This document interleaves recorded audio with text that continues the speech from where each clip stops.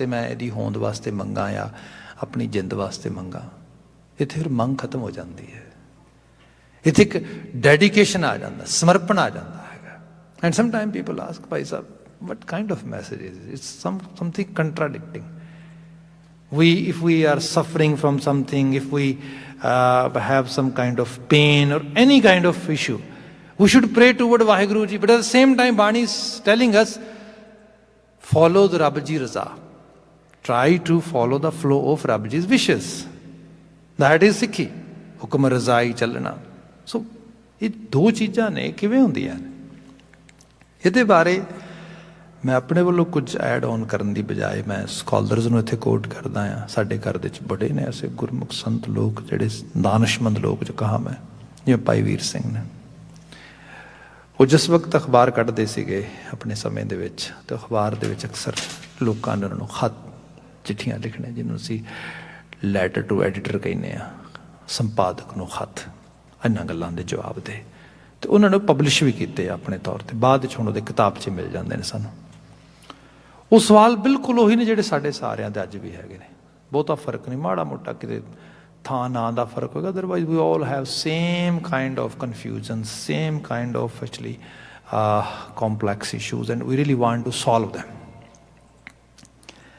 वो एक सवाल हुंदा भाई साहब दे कोल, भाई साहब सानूं सिखाया गया अरदास करो,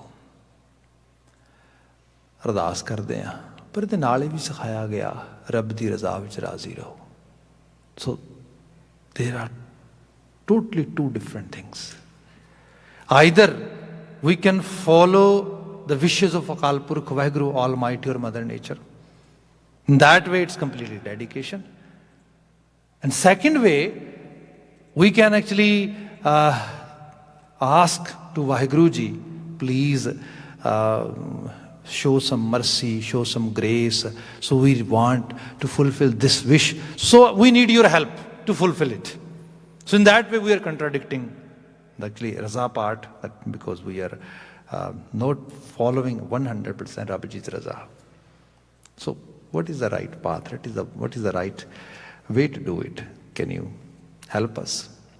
भाई साहब फिर जवाब देंगे, भाई साहब कहते गल ये है कि जीवन दे विच तकलीफां, मुश्किलां, ऊच नीच, उत्ते नीवें चलना, जिहड़ा लाइफ का पाथ है बड़ा बंपी है, तो होना भी एवें चाहिए है। अदरवाइज सीधी लाइन इस कुछ भी जिंदगी ना, जिहड़ी जिंदगी के असल विच जिहड़ा एस्थैटिक लैवल है, जिहड़ा एक जिंदगी का एक जंबुश आ, वो तो इसे दे विच आउंदा ना, उतार चढ़ाव दे विच इक्को लैवल ते वो तो बिल्कुल एक मोनो एक्टिंग है, वो तो हो ही नहीं सकती, तो ना वो चंगी लग सकती है।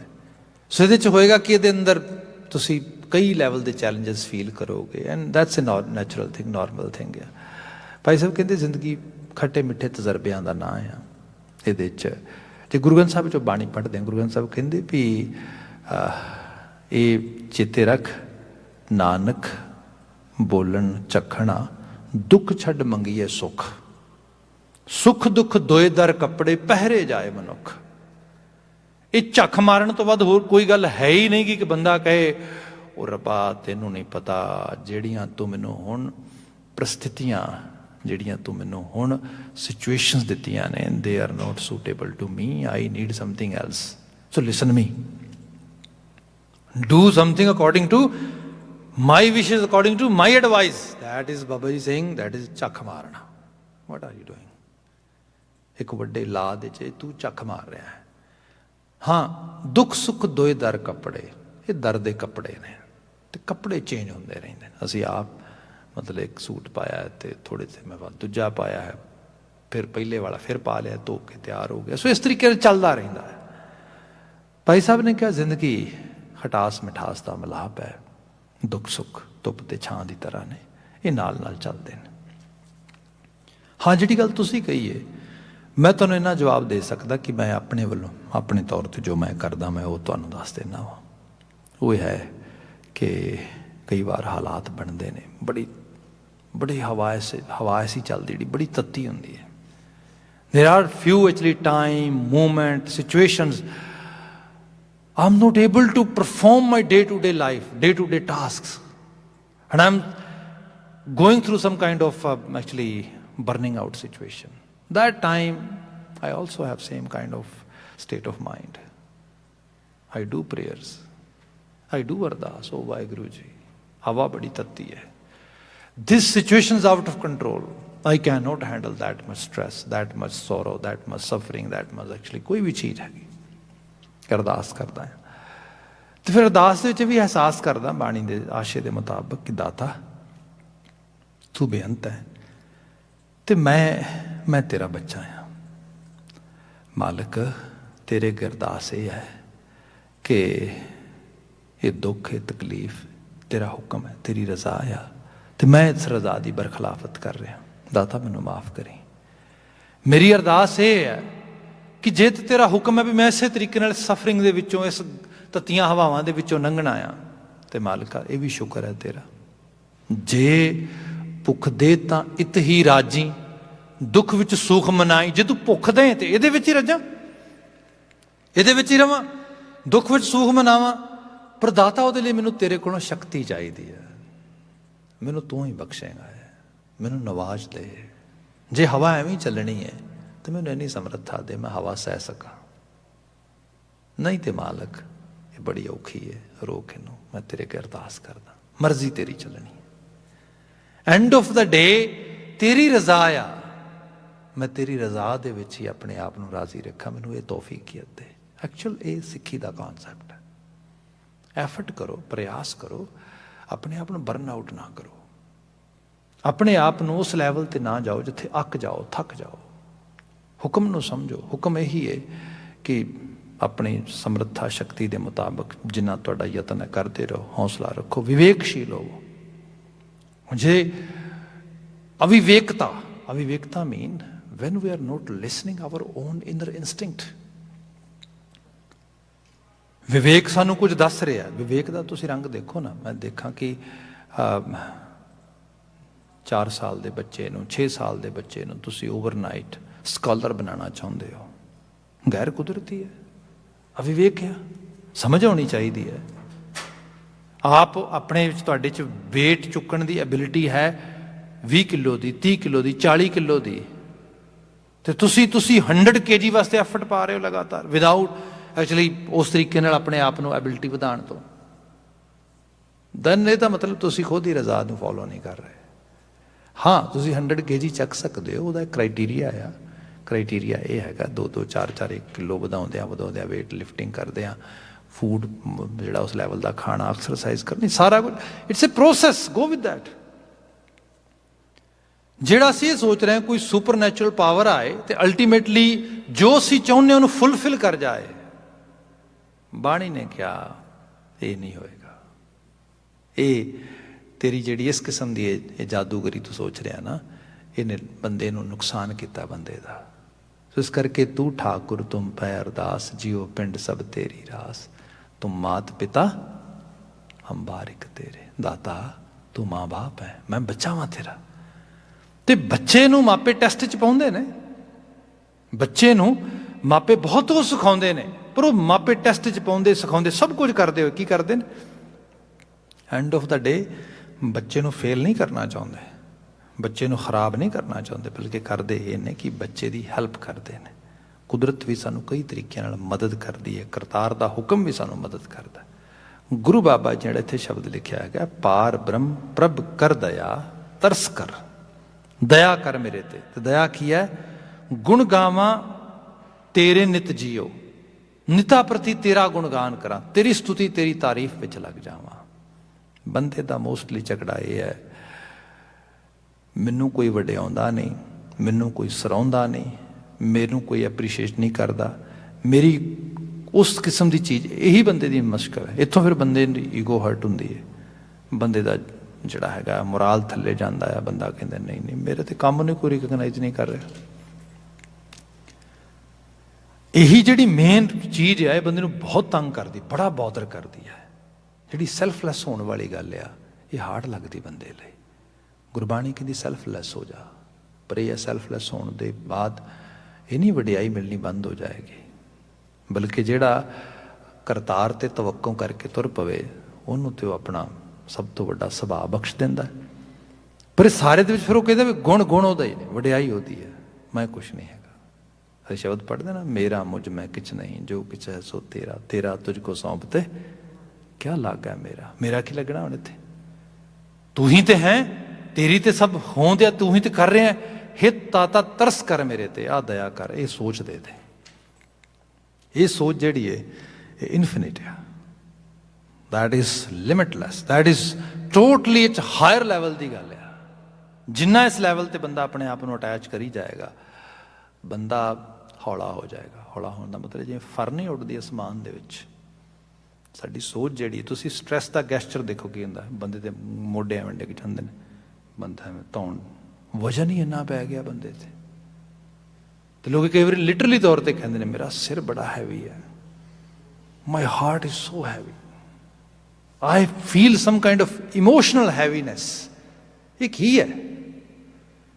ਬਹੁਤ ਕੁਝ ਆਪਣੇ ਉੱਤੇ ਲੈ ਲਿਆ, ਬਹੁਤ ਜ਼ਿਆਦਾ ਲੈ ਲਿਆ। ਜੇ ਸਪੋਜ਼ ਕਰੋ ਬੰਦਾ ਇਹ ਕਹੇ ਕਿ yes, if I am doing something and people should praise me and people should have some kind of recognition, ਹੋ ਜਾਏਗੀ, ਸਾਰਾ ਕੁਝ ਹੋ ਜਾਏਗਾ। ਪਰ ਸੱਚੇ ਫੇਲੀਅਰ ਵੀ ਹੋਣਗੇ। ਠੀਕ ਤੇ ਇੱਕ ਦਿਨ 'ਚ ਇੱਕ ਹੋਏਗਾ, ਖਰਾਬ ਤੇ 10 ਹੋਣਗੇ।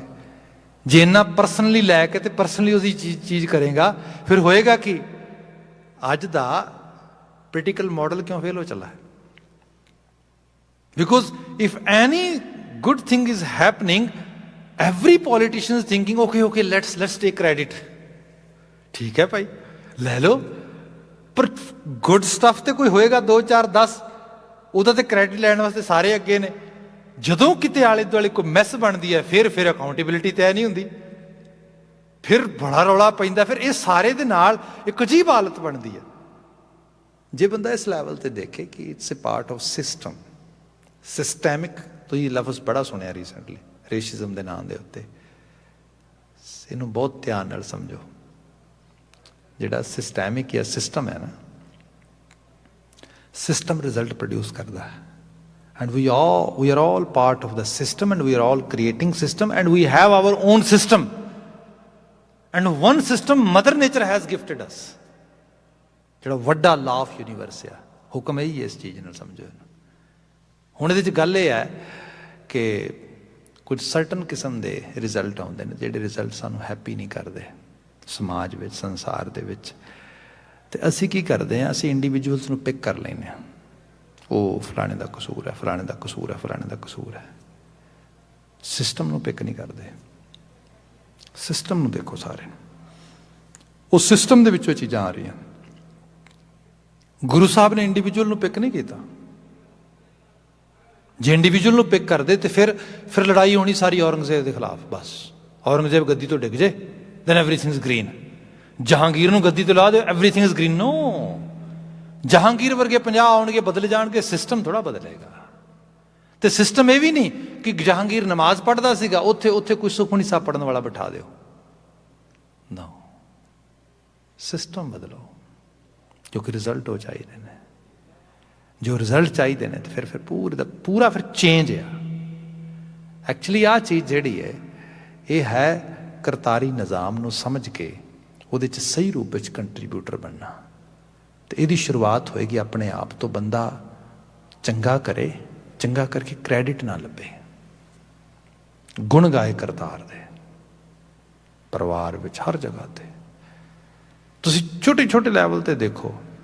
ਫੈਮਿਲੀ 'ਚ ਤੁਸੀਂ ਬ੍ਰੈਡ ਵਿਨਰ ਹੋ, ਤੁਸੀਂ ਫੈਮਿਲੀ 'ਚ ਲੀਡਿੰਗ ਰੋਲ ਵਿੱਚ ਹੋ, ਤੁਸੀਂ ਐਸਕੌਟ ਕਰ ਰਹੇ ਹੋ ਪੂਰੀ ਐਕਸਟੈਂਡਡ ਫੈਮਿਲੀ ਨੂੰ। ਜਦੋਂ ਕੁਛ ਇਸ ਲੈਵਲ ਤੇ ਹੋ ਰਿਹਾ, ਯੂ ਆਰ ਟੇਕਿੰਗ ਕ੍ਰੈਡਿਟ। ਠੀਕ ਹੈ ਜੀ, ਉਹ ਕ੍ਰੈਡਿਟ ਇਸ ਲੈਵਲ ਤੇ ਆ ਜਾਂਦਾ। ਹਰਨਾਕਸ਼ ਕੋਈ ਸਿਰਫ ਇਹ ਨਹੀਂ ਕਿ ਕਿਸੇ ਯੁੱਗ 'ਚ ਹੋਇਆ ਤੇ ਉਹ ਹੋਇਆ ਤੇ ਉਸ ਤੋਂ ਬਾਅਦ ਮਰ ਗਿਆ। ਗੁਰਬਾਣੀ ਹਰਨਾਕਸ਼ ਨੂੰ ਕੈਰੀ ਕਰਦੀ ਹੈ, ਪ੍ਰਹਿਲਾਦ ਨੂੰ ਵੀ ਕੈਰੀ ਕਰਦੀ ਹੈ। ਗੁਰਬਾਣੀ ਸਾਰਿਆਂ ਨੂੰ ਕੈਰੀ ਦੱਸਦੀ ਹੈ, ਇਹ ਬਿਰਤੀ ਹੈ ਸਾਡੇ ਸਾਰਿਆਂ ਦੇ ਵਿੱਚ।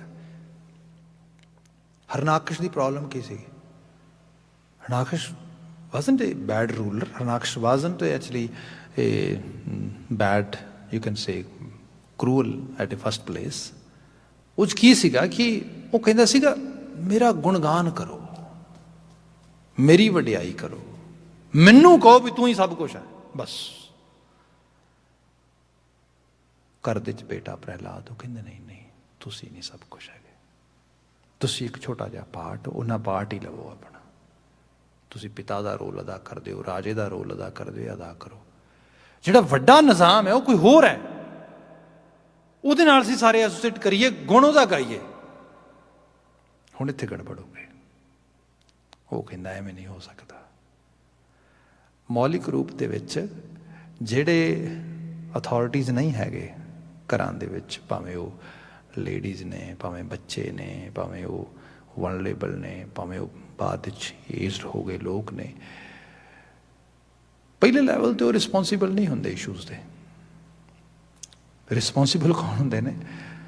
ਜਿਹੜੇ ਐਕਚੁਅਲੀ ਅਸਲ ਸਟੇਕ ਹੋਲਡਰ ਨੇ, ਅਸਲ ਜਿਹੜੇ ਪਾਵਰ ਹੋਲਡਰ ਨੇ। ਜਿੱਥੇ ਕਲਚਰ ਆ ਜਾਏ ਗੁਣ ਗਾਣ ਦਾ, ਗੁਰੂ ਸਾਹਿਬ ਨੇ ਸਿਖਾਇਆ। ਗੁਰੂ ਸਾਹਿਬ ਦੀ ਵਡਿਆਈ ਤੁਸੀਂ ਕੀ ਸੋਚਦੇ ਹੋ? ਸੰਗਤ ਨਹੀਂ ਕਰਦੀ ਹੋਣੀ, ਬੜੀ ਕਰਦੀ ਹੋਣੀ ਹੈ। ਗੁਰੂ ਸਾਹਿਬ ਕੋਲ ਆਉਂਦੇ ਹੋਣੇ, ਗੁਰੂ ਨਾਨਕ ਸਾਹਿਬ ਤੁਸੀਂ ਤੇ ਤਰਸ ਕਰਦਾ। ਕਿਸੇ ਗਰੀਬ ਦੇ ਘਰ ਗੁਰੂ ਨਾਨਕ ਸਾਹਿਬ ਚਲੇ ਗਏ, ਭਾਈ ਲਾਲੋ ਦੇ ਘਰ ਚਲੇ ਗਏ, ਲਾਲੋ ਨੂੰ ਬਿਠਾਉਣ ਲਈ ਜਗ੍ਹਾ ਨਹੀਂ ਲੱਭ ਰਹੀ। Lalo is full with kind of pleasure. He is totally feeling out of the world. He is saying, wow, what a blessing. I am enjoying Guru Nanak Sahib's presence in my own household. Baba ji ਨੂੰ ਕਹਿ ਰਿਹਾ, ਬਾਬਾ ਜੀ ਨੂੰ ਬਿਠਾ ਰਿਹਾ, ਤੇ ਉੱਥੇ ਜੋ ਸ਼ਬਦ ਬਾਬਾ ਜੀ ਉਚਾਰ ਰਹੇ ਨੇ, ਦੇਖੋ ਤੁਸੀਂ, ਬਾਬਾ ਜੀ ਵਾਰ-ਵਾਰ ਉਹਨੂੰ ਹੀ ਦੱਸ ਰਹੇ ਨੇ, ਲਾਲੋ ਕਿਤੇ ਤੂੰ ਭੁੱਲ ਜਾਏ, ਮੇਰਾ ਰੋਲ ਵਿਚੋਲੀਏ ਦਾ ਆ। ਮੇਰਾ ਰੋਲ ਇੱਥੇ ਜਸਟ ਇੱਕ ਬਸੀਠ ਦਾ ਆ। ਆਪਾਂ ਜਿਹਦੇ ਨਾਲ ਜੁੜਨਾ ਉਹ ਹੈ ਜੈਸੀ ਮੈਂ ਆਵੇ ਖਸਮ ਕੀ ਬਾਣੀ, ਤੈਸੜਾ ਕਰੀ ਗਿਆਨ ਵੇ ਲਾਲੋ।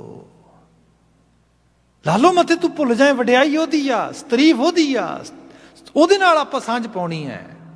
ਇਹ ਕੀ ਹੈ? ਇਹ ਹੈ ਗੁਣ ਗਾਣਾ। ਬੜਾ ਤਰਸ ਕਰੇ ਦਾਤਾ, ਇਹ ਚੀਜ਼ ਪਕੜੇ 'ਚ ਆਉਂਦੀ ਹੈ। ਬੰਦਾ ਇਹਦੀ ਐਕਸਰਸਾਈਜ਼ ਕਰਨੀ ਸ਼ੁਰੂ ਕਰਦਾ ਆ। ਘਰਾਂ ਥਾਵਾਂ ਦੇ ਵਿੱਚ ਐਕਸਰਸਾਈਜ਼ ਹੋਏ।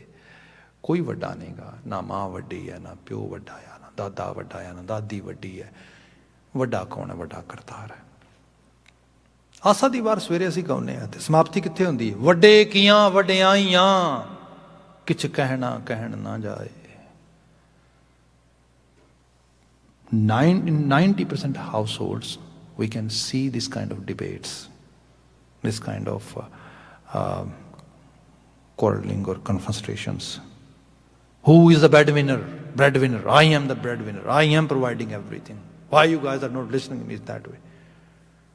Here Baba ji saying, ਵਡੇ ਕੀਆਂ ਵਡਿਆਈਆਂ ਕਿਛ ਕਹਿਣਾ ਕਹਿਣ ਨਾ ਜਾਏ, ਸੋ ਕਰਤਾ ਕਾਦਰ ਕਰੀਮ ਦੇ ਜੀਆਂ ਰਿਜ਼ਕ ਸੰਭਾਹੇ। ਰਿਜ਼ਕ ਉਹ ਦੇ ਰਿਹਾ। ਵੱਡਾ ਕੌਣ ਹੈ?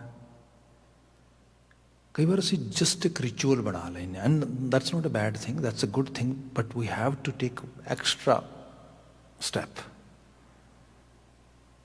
ਰਿਚੁਅਲ ਇਹ ਹੈ ਕਿ ਪ੍ਰਸ਼ਾਦ ਛਕਣ ਲੱਗੇ ਹਾਂ, ਪ੍ਰਸ਼ਾਦਾ ਛਕਣ ਲੱਗੇ ਹਾਂ, ਐਂਡ ਕਹਿੰਦੇ ਹਾਂ ਸ਼ੁਕਰ ਹੈ ਦਾਤਾ। ਐਂਡ ਦੈਟ ਸ਼ੁਕਰ should come from a deep of our heart, and we should share, we should allow everyone to say that। ਇਹ ਨਾ ਦਾਤੇ ਨੇ ਤਰਸ ਕੀਤਾ, ਕੁਝ ਗੁਣ ਦਿੱਤਾ, ਕੁਝ ਵਡਿਆਈ ਦਿੱਤੀ, ਕੁਝ ਐਬਿਲਿਟੀ ਦਿੱਤੀ, and due to that we are able to make this earning, we are able to actually buy this bread and butter and enjoy this whole show। ਇਹ ਬਿਰਤੀ ਸਾਰੇ ਚ ਆ ਜਾਏ, ਇਹ ਹੈ ਗੁਣ ਗਾਣਾ। ਇਹ ਇੱਕ ਬਿਰਤੀ ਪੈਦਾ ਹੋ ਜਾਣੀ। And yesterday we were talking about humbleness, and most of the time we talk about it. This is a virtue, and if we follow these steps, then we can see this virtue is happening without even any effort. We are going very close to the humbleness, because this is the fruit of this activity, where we are just praising Vaheguru Ji all the time. This is Simran. ਜਿਹੜੀ mindfulness ਆ actually ਇੱਥੋਂ ਹੀ ਆਉਣੀ ਹੈ ਫਿਰ। There isn't any complaint, there isn't any emptiness, there isn't any kind of issues inside which are bothering me. ਮੈਂ ਤੇ ਮਰ ਚੱਲਾਂ ਟੱਬਰ ਵਾਸਤੇ ਕਰਦਾ, ਮੈਂ ਤੇ ਪਰਿਵਾਰ ਲਈ ਕਰਦਾ, ਸਮਾਜ ਲਈ ਕਰਦਾ, ਮੈਨੂੰ ਸਰਾਹੋ, ਮੈਨੂੰ ਰਿਕਗਨਾਈਜ਼ ਕਰੋ ਸਾਰਾ ਕੁਝ। Forget about it. Who am I, ਮੈਂ ਕੌਣ ਹਾਂ ਇਹਦੇ 'ਚ। ਦਾਤਾ ਤਰਸ ਕਰ ਇਹ ਸੋਚ ਦੇ ਦੇ।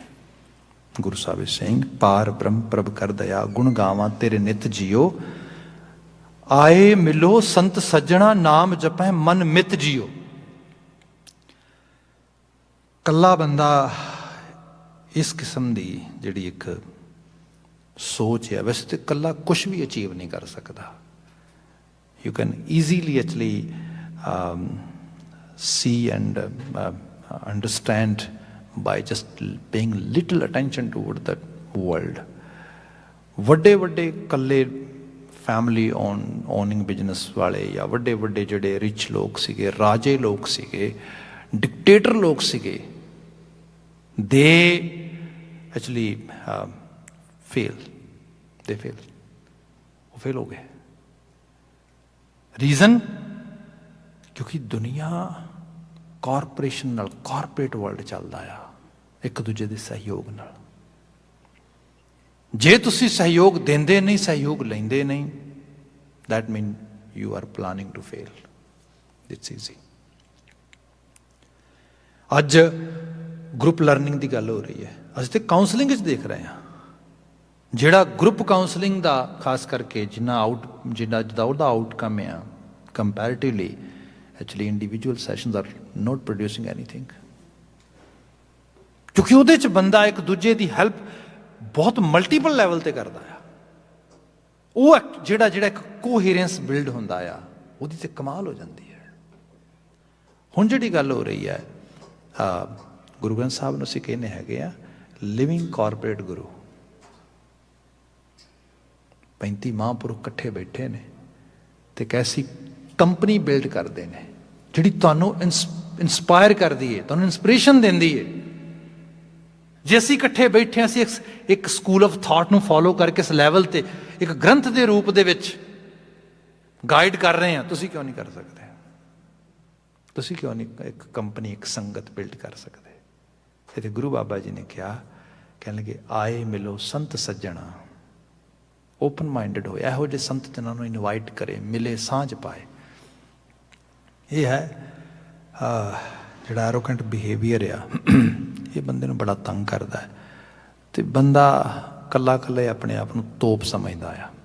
ਜਿਹੜੀਆਂ ਕਮਿਊਨਿਟੀ ਪ੍ਰੈਕਟੀਕਲ ਸਾਈਡਸ ਤੋਂ, ਸੋਸ਼ਲ ਸਟੇਟਸ ਲੈਵਲ 'ਤੇ ਅਤੇ ਫਿਰ ਲੌਂਗ ਰਨ ਇਕਨੋਮਿਕਲ ਸਾਈਡ ਤੋਂ ਵੀ ਸਫਰ ਕਰਦੀਆਂ, ਉਹ ਇੱਥੋਂ ਹੀ ਆਉਂਦੀਆਂ ਨੇ। ਜਿਹੜੀ ਖਾਸ ਕਰਕੇ ਇਕੱਲੇ ਦੀ, ਹੁਣ ਤੁਸੀਂ ਦੇਖੋ ਸਾਡੀ ਵੀ ਇਤਨੀ ਐਨਰਜੀ ਲੱਗ ਰਹੀ ਹੈ ਇਕੱਲੇ ਦੀ ਵੱਖਰੀ ਜਗ੍ਹਾ 'ਤੇ ਪੰਥਕ ਮੁਹਾਜ ਨੂੰ ਸਹੀ ਕਰਨ ਵਾਸਤੇ। ਰਿਜ਼ਲਟ ਐਂਡ ਆਫ ਦਾ ਡੇ ਕੀ ਹੈ ਤੁਹਾਨੂੰ ਸਾਰਿਆਂ ਨੂੰ ਪਤਾ ਹੈਗਾ। ਜੇ ਇੱਥੇ ਹੀ ਇੱਕ ਕੋਆਰਡੀਨੇਸ਼ਨ 'ਚ ਬਾਤ ਆ ਜਾਏ, then things can actually move toward the progress. And Baba Ji has given us this message from in Guru Granth Sahib. ਹੋਏ ਇਕੱਤਰ ਮਿਲੋ ਮੇਰੇ ਭਾਈ, ਦੁਬਿਧਾ ਦੂਰ ਕਰੋ ਲਿਵ ਲਾਏ, ਹਰ ਨਾਮੇ ਕੇ ਹੋਵੋ ਜੋੜੀ। ਸੋ ਇਹ ਜਿਹੜਾ ਇੱਕ ਜੋਗ ਆ, ਇਹ ਜਿਹੜਾ ਜੋੜ ਆ, ਤੇ ਸੰਤ ਬਿਰਤੀ ਸਪਿਰਿਚੁਅਲ ਲੈਵਲ ਤੇ ਪਰਿਵਾਰਾਂ ਦੇ ਵਿੱਚ ਹੋਏ, ਪਰਿਵਾਰਾਂ 'ਚ ਸਾਂਝਾ ਹੋਣ, ਗੁਣਾਂ ਦੀਆਂ, ਵਡਿਆਈ ਦੀ ਗੱਲ ਹੋਏ। ਖੂਨ ਦੇ ਰਿਸ਼ਤੇ ਨੇ, ਬਿਲਕੁਲ ਠੀਕ ਨੇ, ਪਰ ਖੂਨ ਦਾ ਰਿਸ਼ਤਾ ਜਿਹੜਾ ਆ, ਇਹ ਕੋਈ ਬਹੁਤ ਦੂਰ ਤੱਕ ਬੰਦੇ ਨੂੰ ਲੈ ਕੇ ਨਹੀਂ ਜਾ ਸਕਦਾ। ਪੰਜਾਬ ਦੀ ਫਿਜ਼ਾਂ ਦੇ ਵਿੱਚ ਜੇ ਅਸੀਂ ਖੂਨ ਦੇ ਰਿਸ਼ਤੇ ਤੋਂ ਗੱਲ ਕਰੋ, ਪੰਜਾਬੀ ਤਰਬੀਅਤ ਦੇ ਵਿੱਚ ਲੜਨਾ, ਲੜਾਣਾ, ਮਰਨਾ, ਮਾਰਨਾ ਇਹ ਆਮ ਗੱਲ ਸੀ।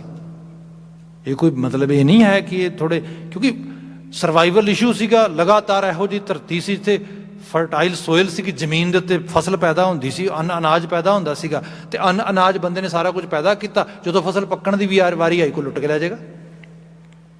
ਜੇ ਬਚਾਉਣਾ ਆ then be ready to actually to kill someone or get killed by someone.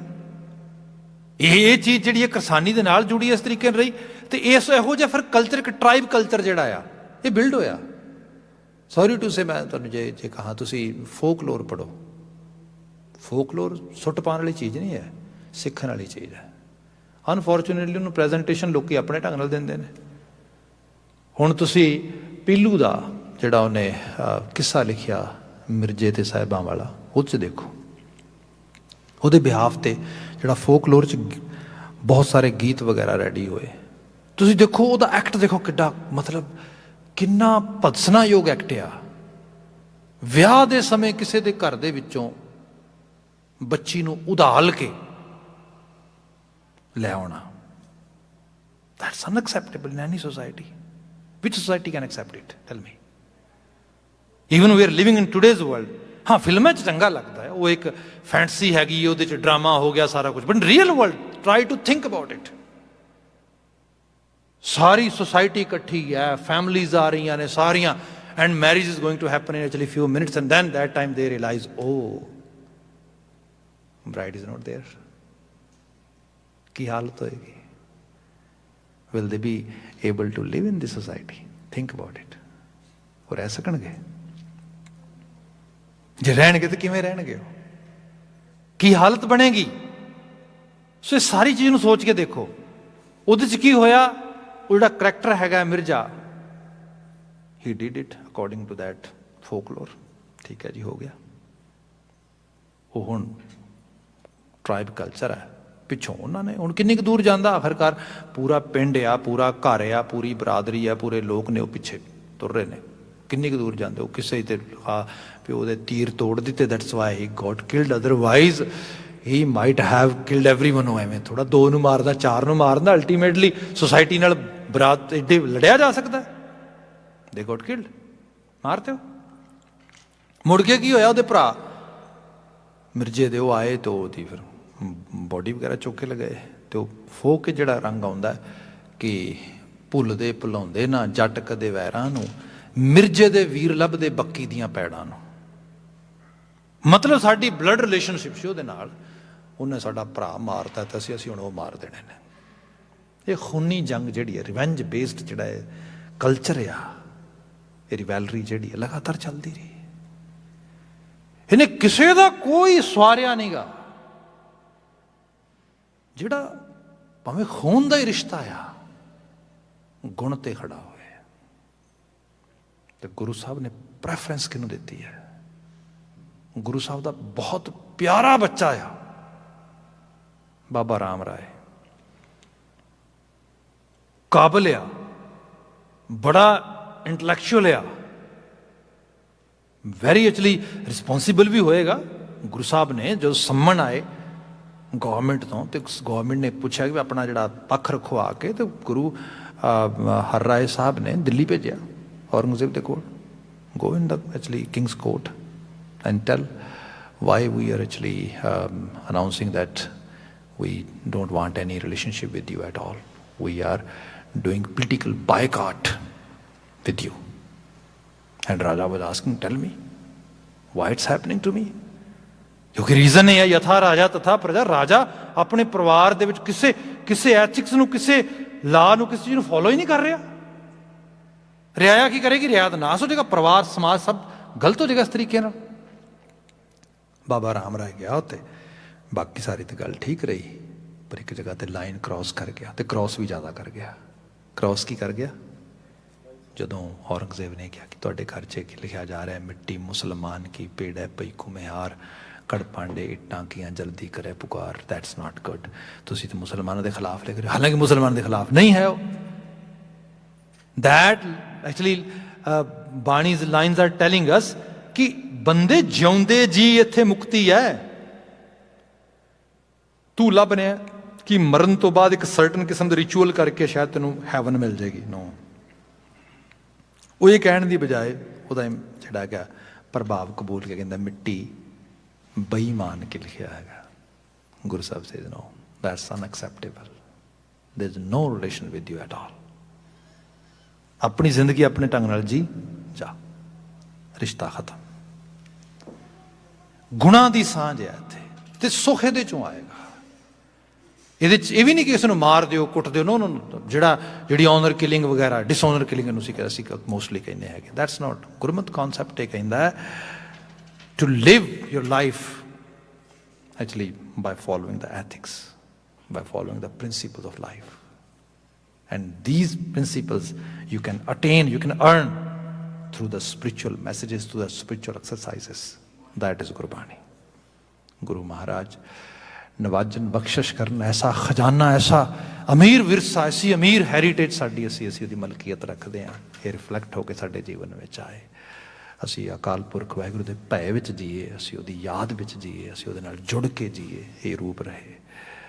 ਅਗਲਾ ਪ੍ਰੋਗਰਾਮ ਇਸੇ ਪ੍ਰਥਾ ਚੱਲਣਾ ਹੈਗਾ, ਆਪਨੇ ਸਿਮਰਨ ਨਾਲ ਜੁੜਨਾ ਹੈ, ਆਪ ਉਹਦੇ 'ਚ ਪਾਰਟੀਸਪੇਟ ਕਰੋ।